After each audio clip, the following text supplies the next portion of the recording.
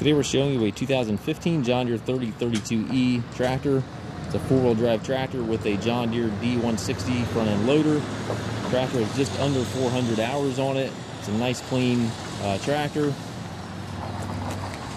And again, the engine's rated at 31 horsepower. It does have the John Deere quick attach for the bucket up front here. Bucket's in nice shape. Got the grill guard up front.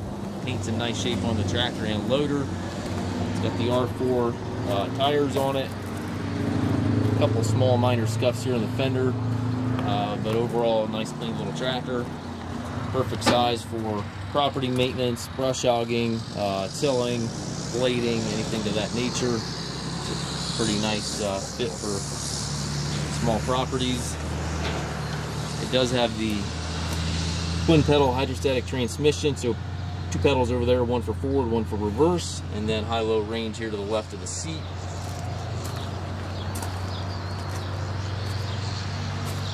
We do take trades. We also offer financing for qualified customers. We also can arrange delivery here within the U.S.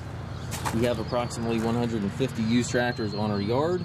If you have any questions regarding this tractor or any of our other used tractors, please contact us at masttractor.com.